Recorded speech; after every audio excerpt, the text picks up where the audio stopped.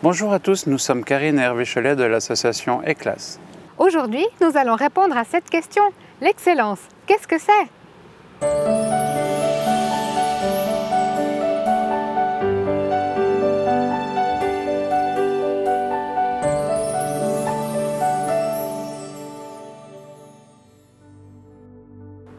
On a tous une autre échelle de l'excellence. Ce que l'on estime être le meilleur pour nous peut être la base pour quelqu'un d'autre et vice-versa. Servir dans l'excellence signifie faire le mieux que l'on peut avec le temps et les ressources qui sont à notre disposition en restant intentionnel dans tous les domaines. Excellence vient de hyperbole en grec. Sa signification est au plus haut point, excessivement, au-delà de toute mesure, l'excellence à outrance. Dans 1 Corinthiens 12, 31, il est dit « Aspirez aux dons les meilleurs ». Et je vais encore vous montrer une voie par excellence, qui est le mot grec « hyperbole ». Il vient de « hyper » qui signifie « en faveur de »,« pour l'amour de ». Sans l'amour de ce que l'on fait, l'excellence ne peut pas exister. Dans ce verset, la voie par excellence que Paul décrit est l'amour. C'est la voie par excellence. En effet, quand on aime ce que l'on fait, c'est beaucoup plus simple et naturel d'atteindre l'excellence. Il ne faut pas confondre l'excellence, représentée par l'amour de l'autre, avec le perfectionnisme, reflétant l'amour de soi. C'est le combat le plus connu, l'amour versus l'orgueil. Pour savoir si on pratique l'excellence ou le perfectionnisme, il suffit simplement d'analyser notre état d'esprit quand on fait quelque chose et les fruits qui en découlent. L'état d'esprit de l'excelleur, c'est la générosité, l'envie de bien faire et l'humilité. Tandis que l'état d'esprit du perfectionniste est l'égoïsme, le devoir de faire et l'orgueil. Les fruits de l'excellence apaisent, ça rend libre ceux qui en bénéficient et donne la satisfaction à celui qui la pratique. Et les fruits du perfectionnisme mettent la pression, rendent redevable celui qui en bénéficie et ne donnent jamais de satisfaction à celui qui la pratique. Comme le dit pasteur Bruno Picard, l'excellence est un choix constant qui vient d'une fusion entre l'amour et l'humilité. Dans la Bible, on constate que Salomon fonctionnait dans l'excellence à tout niveau, non seulement dans la maison qu'il avait bâtie, mais aussi dans la façon dont il traitait ses serviteurs. Au point qu'il inspire ceux qui le côtoient, comme la reine de Séba qui a tellement été inspirée qu'elle a mis sa pierre à l'édifice.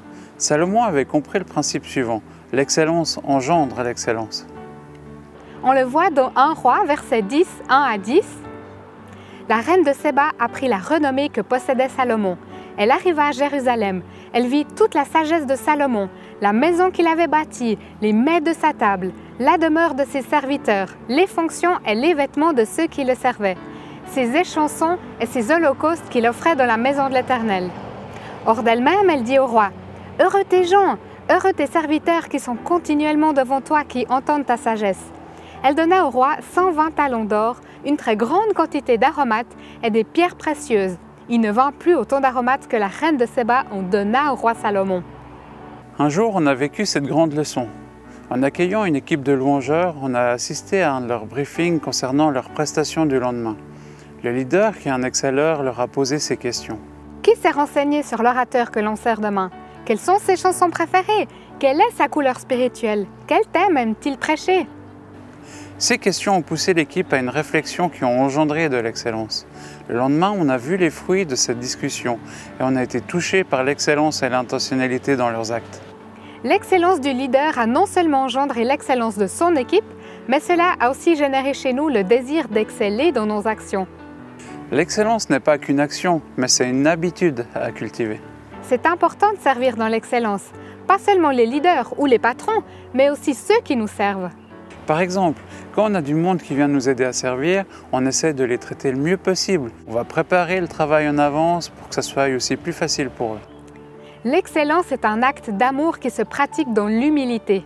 C'est vrai, pour atteindre l'excellence, il y a un sacrifice d'orgueil personnel à faire. Servir dans l'excellence n'est pas pour nous, mais c'est pour les autres. Atteindre l'excellence, c'est se dépasser pour aller plus loin. Est-ce vraiment nécessaire de servir dans l'excellence? Comme le mentionne Colossiens 4, 17, « Prends garde au ministère que tu as reçu dans le Seigneur afin de bien le remplir. » Le mot « remplir » vient du mot grec « pléro » qui veut dire aussi « remplir jusqu'au bord », combler, faire abonder, fournir d'une façon libérale, rendre parfait, amener au bout et réaliser. On retrouve aussi pléro dans Apocalypse 3, versets 1 et 2. « Je connais tes œuvres, je sais que tu passes pour être vivant et tu es mort.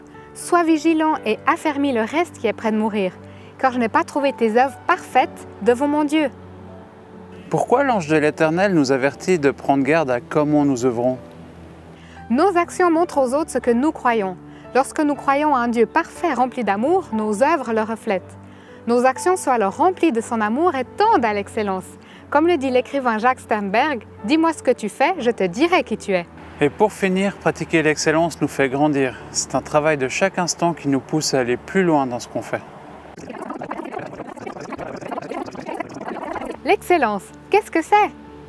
C'est une habitude à cultiver. C'est faire le mieux que l'on peut avec le temps et les ressources qui sont à notre disposition en restant intentionnel dans tous les domaines. C'est un acte d'amour qui se pratique dans l'humilité. C'est se dépasser pour aller plus loin. C'est refléter l'amour de ce que nous faisons. C'est un principe. L'excellence engendre l'excellence. Nous espérons que vous avez apprécié ce moment passé avec nous.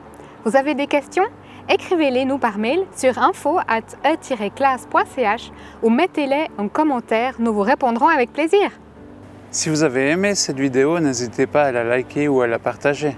Soyez bénis dans votre excellence.